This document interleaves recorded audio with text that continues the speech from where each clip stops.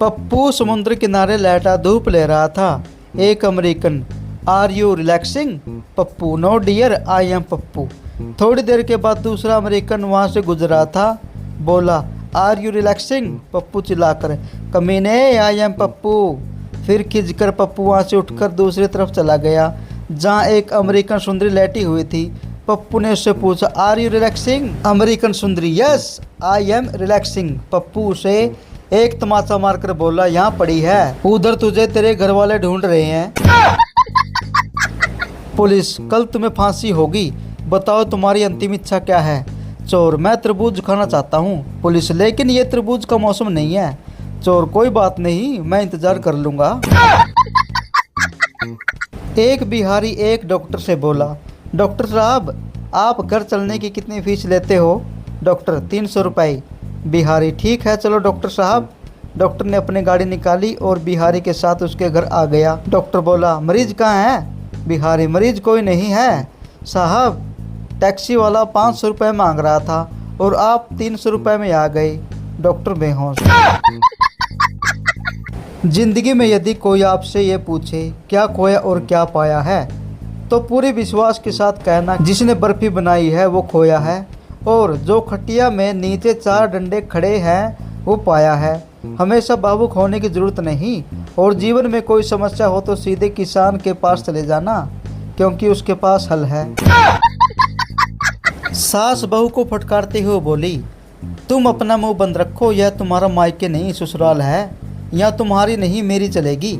बहू प्यार से बोली, सासू माँ, मायका तो यहाँ आपका भी नहीं है, आपकी भी ससुराल ही है, फिर भला आपकी क्यों चलेगी? नहले पे दहला। सुरेश, यार डॉक्टर पर्ची पर ऐसा क्या लिखता है जो सिर्फ मेडिकल स्टोर वाले ही समझ पाते हैं? रमेश, वो लिखता है, मैंने तो लूट लिया, तुम भी लूट ले। टीचर, बच्चों, महान व्यक्ति वह होता है जो हमेशा दूसरों की मदद करे। पप्पू, सर एग्जाम में न आप खुद महानता दिखाते हैं और न हमें आपस में दिखाने देते हैं। 3 आलसी कामचोर एक साथ खाना खा रहे थे। खाने में नमक कम था तो सवाल यह उठा कि नमक कौन लाएगा? एक आलसी बोला, जो पहले बोलेगा वह नमक लाएगा। सब बैठे रहे, न कोई बोला और न ही किसी ने खाना खाया। 3 दिन गुजर गए और तीनों बेहोश हो गए। लोगों ने सोचा तीनों मर चुके हैं। अंतिम संस्कार की तैयारी हुई और पहले जो जलाया जाने लगा तो वह बोल पड़ा, अरे मैं जिंदा हूँ। तभी बाकी 2 आलसी चिल्लाए, चल बेटा अब नमक ला।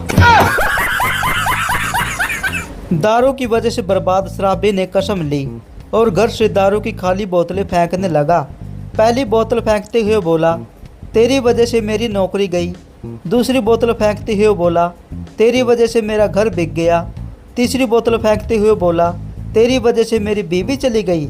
चौथी उठाई तो वो भरी हुई निकली तो बोला, तू साइड में हो जा पगली, तू तो निर्दोष है।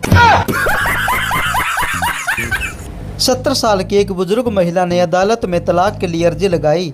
जज ने बुजुर्ग महिला से पूछा, इस उम्र में तलाक क्यों लेना चाहती हो आप? महिला, जज साहब, मेरे पति मुझ पर मानसिक अत्याचार कर रहे हैं। जज, वो कैसे? महिला, इनकी जब मर्जी होती है मुझे खरी खोटी सुना देते हैं, और जब मैं बोलना शुरू करती हूँ तो ये अपनी कान की मशीन निकाल देते हैं।